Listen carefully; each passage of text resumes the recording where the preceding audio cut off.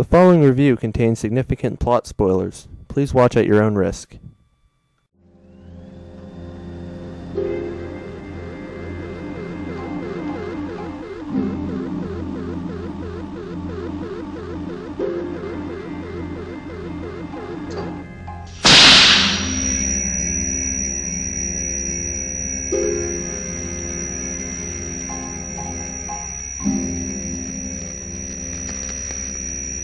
This is gold, Mr. Bond.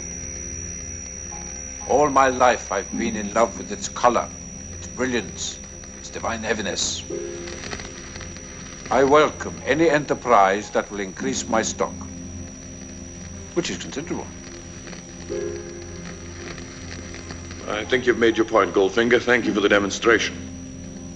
Choose your next witticism carefully, Mr. Bond. It may be your last. The purpose of our two previous encounters is now very clear to me. I do not intend to be distracted by another. Good night, Mr. Bond. Do you expect me to talk? No, Mr. Bond, I expect you to die. Hello everyone, and welcome to the third week of my ongoing James Bond 007 review series. This week we will be taking a look at Goldfinger, released in 1964 and starring once again Sean Connery as James Bond. Before we begin, I forgot to mention that Terrence Young directed the last two Bond films. A man by the name of Guy Hamilton would be the director for this film. I should also note that the criminal organization Spectre from the last two films isn't in this film, making it a standalone venture. Goldfinger starts with the traditional gun barrel, followed by the pre-title sequence, which shows Bond on a small little mission to blow up a drug facility. After that, we are treated to this film's title song, Goldfinger, sung by Shirley Bassey. I'm not too big on the song, but it's pretty memorable. I also forgot to mention the title songs from the last two films. Dr. Knows was just the James Bond theme, followed by a calypso version of Three Blind Mice. From Russia of Love's self-titled song was only an instrumental, but sung by Matt Monro during the ending credits. But anyways, after the song, we see Bond in Miami with Felix Leiter, this time played by Cease Linder. Bond has orders to spy on a man by the name of Auric Goldfinger, played by Gert Frobe, the film's main villain. After catching Goldfinger cheat at cards, he sleeps with Jill Masterson, one of Goldfinger's employees, played by Shirley Eaton. Bond is later knocked out by Goldfinger's henchman Oddjob, played by Harold Sakata. Oddjob has two gimmicks. He has a steel-rimmed hat that he throws at people, and he also has incredible strength. And he also doesn't say a single word in the film. Anyways, once Bond awakes, he finds Jill laying in a bed, dead, and covered in gold paint in probably one of the film's most iconic scenes. After a few more scenes, including a golf game, Bond tracks Goldfinger down in Switzerland, where he hears about a plan called Operation Grand Slam. Bond also meets Tilly Masterson, Jill's sister, played by Tanya Mallet. We learn that Tilly is trying to assassinate Goldfinger for killing her sister. However, they are seen and a car chase ensues.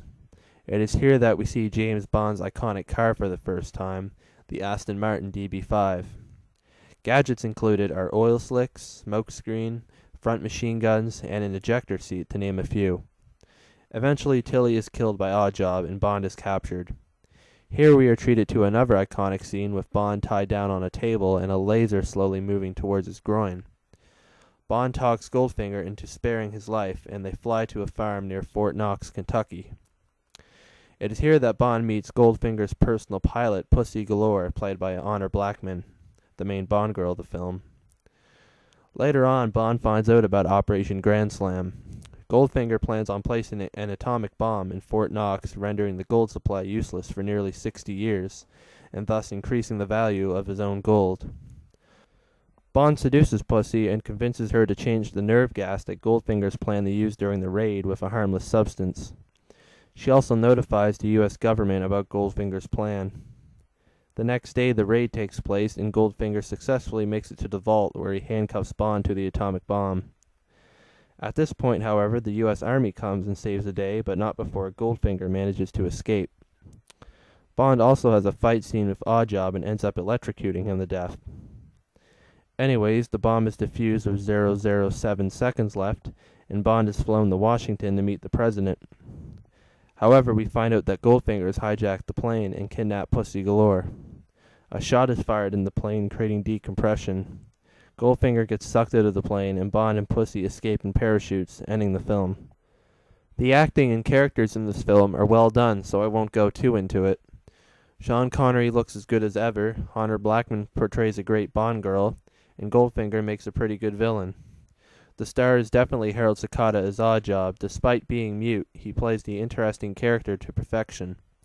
I do think that the villain and henchmen are a bit goofy in this film compared to the last two, but they are still great. M and Moneypenny have their usual small roles, and for the first time the character of Q is properly introduced. These small Q scenes would become a staple in the series. The only notable ally that we get in the film is the returning Felix Leiter. I kinda like this actor as Leiter, even though his role wasn't all that big.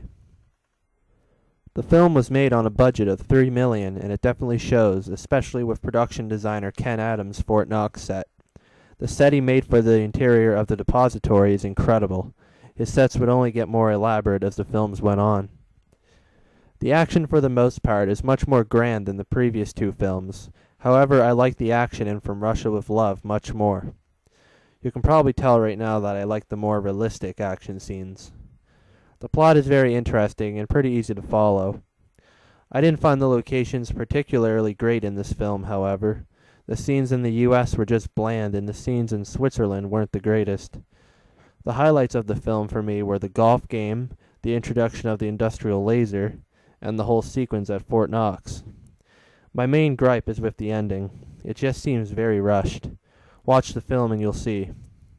Overall, the positives vastly outweigh the negatives.